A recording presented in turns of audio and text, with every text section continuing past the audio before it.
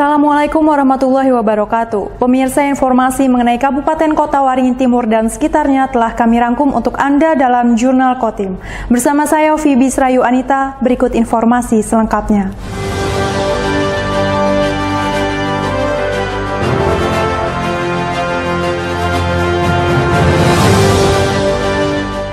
Diduga mengalami depresi, seorang ibu di Sampit, Kabupaten Kota Waringin Timur, tega membacok kepala anaknya yang masih bocah menggunakan parang berkali-kali hingga tewas.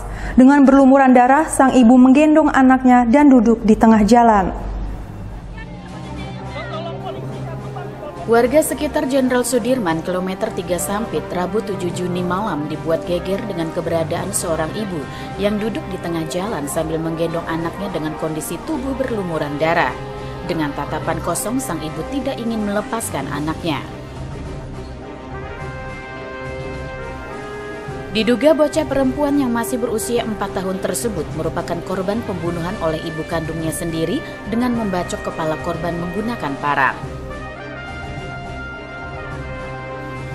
Perbuatan sadis yang menewaskan anaknya secara tragis itu diduga dilakukan pelaku karena mengalami depresi. Ada yang menduga pelaku mulai berkelakuan aneh setelah sering menonton dan mempelajari tayangan tertentu dari internet. Kejadian tersebut membuat warga sekitar merasa ngeri dan prihatin. Banyak warga merasa sedih karena bocah malang tersebut harus meninggal dunia secara tragis di tangan ibu kandungnya sendiri.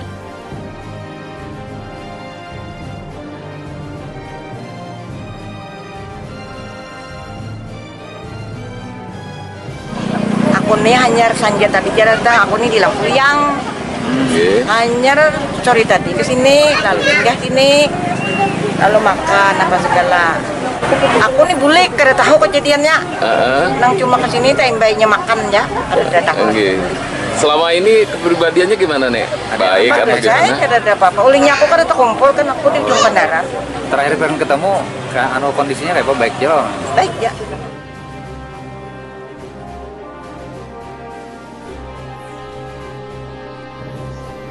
Kasus pembunuhan tersebut kini sudah ditangani oleh aparat Polres Kota Waringin Timur. Saat ini, korban sudah dibawa ke rumah sakit untuk dilakukan otopsi dan terduga pelaku dibawa ke Polres Kota Waringin Timur untuk dimintai keterangan. Anggota kita mendapatkan informasi ada kejadian penganiayaan, jadi langsung meluncur ke sini. Sementara ibu dan korban dibawa ke rumah sakit, habis itu kita mungkin visum, setelah itu kita bawa ke Polres untuk kita minta keterangan. Dugaan pelakunya siapa, Komandan? Nah itu nanti kita jelaskan kalau memang hasil penyelidikan sudah selesai. Masih harus kita dalami lagi.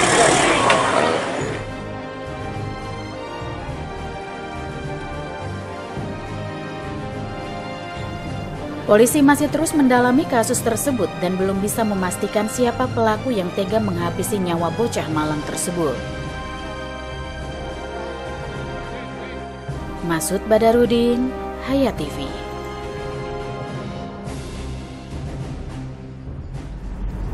Dalam kurun waktu 1 bulan terakhir, sebanyak 23 orang pelaku penyalahgunaan dan peredaran gelap narkotika di Kabupaten Kota Waringin Timur dibekuk aparat kepolisian setempat. Barang bukti narkoba yang disita dari puluhan tersangka dimusnahkan. Untuk menghindari terjadinya penyalahgunaan barang bukti narkotika oleh orang-orang tidak bertanggung jawab, Rabu 7 Juni Kepolisian Resor Kota Waringin Timur musnahkan barang bukti narkotika hasil pengungkapan kasus selama sebulan terakhir. Barang bukti yang dimusnahkan berupa 104 paket sabu seberat 83,80 gram senilai 125 juta rupiah, serta 265 butir Karnoven atau Jenit senilai 2 juta rupiah.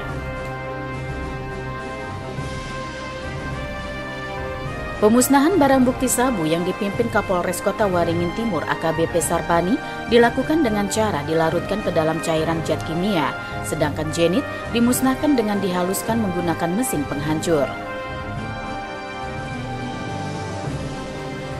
Barang bukti narkotika tersebut merupakan hasil sitaan dari 23 orang tersangka yang dibekukan dalam kurun waktu 1 bulan terakhir selama bulan Mei. Puluhan orang tersangka tersebut terdiri dari 16 laki-laki dan 7 perempuan. Dari 23 pelaku penyalahgunaan dan peredaran gelap narkoba tersebut, 2 diantaranya adalah residivis yang tercatat berulang kali keluar masuk penjara atas kasus yang sama.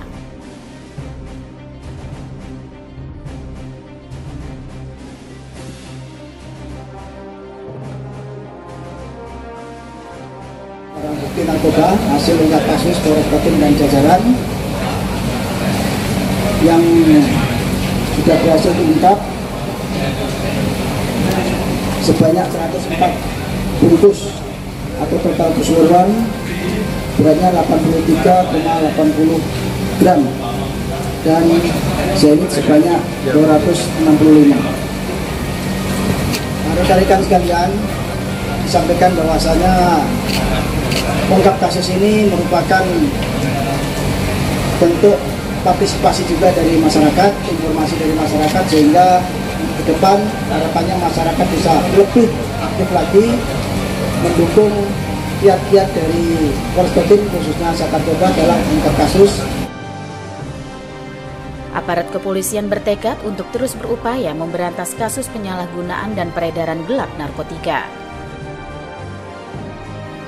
Apalagi wilayah Kota Waringin Timur yang memiliki banyak jalur pintu masuk melalui darat, laut, dan udara dinilai menjadi salah satu daerah sasaran peredaran narkotika. Masud Badarudin, Hayat TV. Kalimantan Tengah pada Mei 2023 mengalami inflasi sebesar 0,28%. Inflasi ini merupakan gabungan inflasi Kota Palangkaraya dan Sampit. Komoditas yang memberikan sumbangan inflasi pada Mei 2023 di Kalteng diantaranya beras, daging ayam ras, dan bawang merah. BPS Kalteng melalui rilisnya pada 5 Juni 2023 mencatat Kalimantan Tengah pada Mei 2023 mengalami inflasi sebesar 0,28% dengan indeks harga konsumen atau IHK sebesar 117,09. Inflasi ini merupakan gabungan Kota Palangkaraya dan Sampit. Inflasi gabungan Kota Palangkaraya dan Sampit pada Mei 2023 terjadi karena adanya kenaikan indeks harga pada kelompok makanan, minuman, dan tembakau, kelompok penyediaan makanan dan minuman atau restoran, kelompok perawatan pribadi dan jasa lainnya, serta kelompok kesehatan. Inflasi tahun kalender yakni Mei 2023 terhadap Desember 2022 untuk gabungan Kota Palangkaraya dan Sampit tercatat sebesar 1,25% dan inflasi tahun ke tahun atau Mei 2023 terhadap Mei 2022 sebesar 4,17%.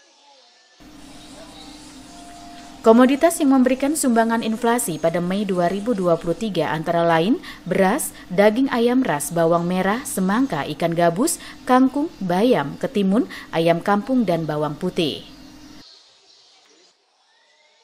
Komoditas yang memberikan sumbangan deflasi pada Mei 2023 antara lain angkutan udara, minyak goreng, bahan bakar rumah tangga, cabai rawit, telepon seluler, sepatu anak, angkutan antar kota, mainan anak, udang basah, dan semen.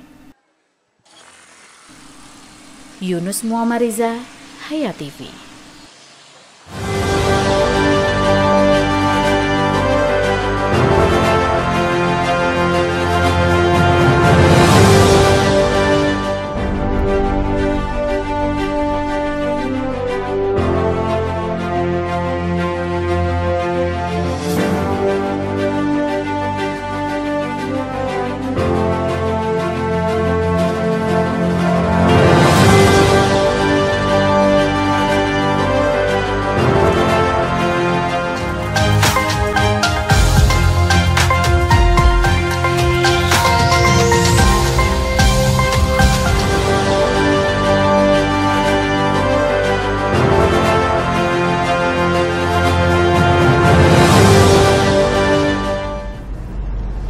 Komisi Pemilihan Umum Kabupaten Kota Waringin Timur menemukan satu nama bakal calon anggota legislatif di daerah setempat yang memiliki status ganda. Bacalek tersebut terdaftar dari dua partai politik yang berbeda. Komisi Pemilihan Umum Kabupaten Kota Waringin Timur saat ini sedang melaksanakan tahapan verifikasi administrasi sebanyak 551 bacalek yang didaftarkan oleh 16 dari 18 partai politik peserta pemilu 2024. Dalam prosesnya, KPU Kota Waringin Timur menemukan satu nama bacalek yang terdaftar dari dua partai politik yang berbeda, yaitu bacalek dari Partai Perindo dan PKS. Ketua KPU Kota Waringin Timur, Siti Fatona Purnaningsih, pada Selasa 6 Juni menyebut, bacalek berstatus ganda tersebut nantinya akan disampaikan kepada partai politik setelah proses verifikasi administrasi selesai. Siti Fatona menegaskan, dalam pemilu legislatif, satu bacalek hanya dapat diusung atau didaftarkan oleh satu partai politik dan pada satu dapil, serta dari satu tingkatan saja.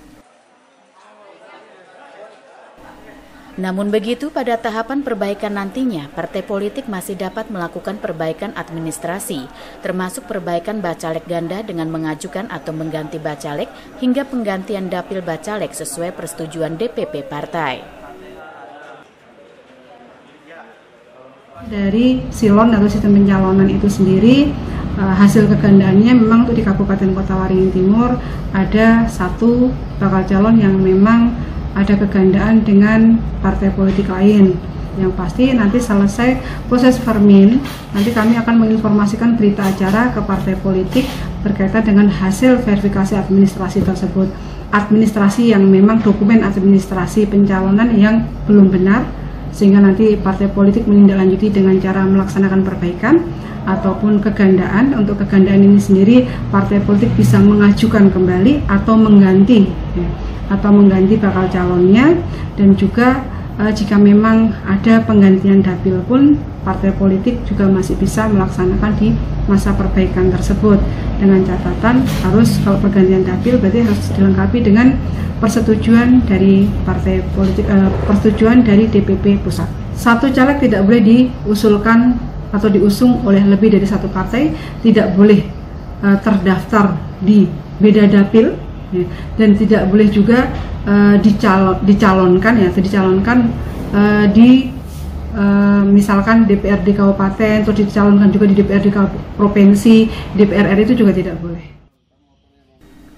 Sementara itu, tahapan verifikasi administrasi KPU Kota Waringin Timur berlangsung sejak tanggal 15 Mei hingga 23 Juni 2023 mendatang.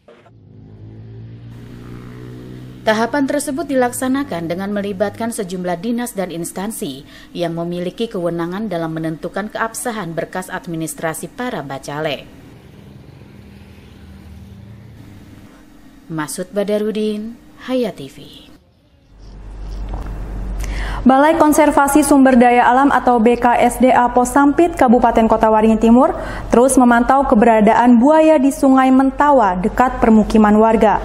BKSDA telah memasang pancing jerat buaya untuk menangkap predator ganas tersebut. Sejak Rabu 31 Mei kemarin, BKSDA Pos Sampit telah memasang pancing jerat buaya di Sungai Mentawa untuk menangkap seekor buaya muara yang berkeliaran di sungai dekat permukiman warga tersebut. Sebelumnya, buaya jenis muara berukuran sekitar 2 meter tertangkap kamera warga tengah berada di atas kayu mengapung di Sungai Mentawa yang merupakan anak Sungai Mentaya. Hingga Selasa 6 Juni, buaya muara tersebut belum juga berhasil ditangkap. Pihak BKSDA yang terus memantau keberadaan buaya juga harus mengganti daging ayam segar sebagai umpan pancing jerat karena telah membusuk. Keberadaan buaya berkeliaran di Sungai Mentawa tentunya sangat membahayakan karena berada sangat dekat dengan permukiman warga. Apalagi di kawasan tersebut banyak terdapat anak-anak yang tidak jarang mereka mandi menceburkan diri ke sungai. Untuk itu, upaya penangkapan buaya yang populasinya sudah sangat sedikit tersebut akan terus dilakukan oleh pihak BKSDA Pos Sampit. Kemunculan buaya di Sungai Mentawa bukan kali pertama terjadi. Berdasarkan data BKSDA Pos Sampit, telah ada setidaknya 2 ekor buaya muara yang pernah ditangkap di sungai tersebut. Pada hari ini kami BKSDA Pos Sampit dengan dibantu kawan-kawan Manggala Agni melakukan kegiatan pengawasan atau pemantauan 1 buah jerat buaya yang kami pasang di Sungai Mentawa, dan tadi karena sudah sekitar 1 minggu jerat ini tidak berhasil, jadi umpan busuk, dan kami coba memasang dengan umpan yang baru yaitu daging ayam. Dari awal pemasangan sampai dengan hari ini kami terus melakukan pemantauan dan buaya kami lihat masih ada di lokasi. Setelah saya coba koordinasi dengan pihak kelurahan dan warga setempat, diduga kuat saat ini buaya yang ada di sini berjumlah 1 ekor, dan ini merupakan kami duga kuat merupakan buaya yang beberapa bulan lalu terlihat. Buaya muara berkeliaran di Sungai Mentawa jauh dari habitatnya itu diperkirakan karena ingin mencari makan. Adanya warga yang berternak unggas di bantaran sungai serta kebiasaan membuang sampah rumah tangga dan bangkai binatang ke sungai diduga jadi pemicu buaya muara berkeliaran di sungai dekat permukiman. Masud Badarudin, Hayat TV. Demikian pemirsa, informasi tadi sekaligus menutup jumpa kita pada kali ini. Saya Fibi Srayu Anita mewakili jajaran yang bertugas mohon undur diri dari hadapan Anda. Terima kasih dan sampai jumpa. Wassalamualaikum warahmatullahi wabarakatuh.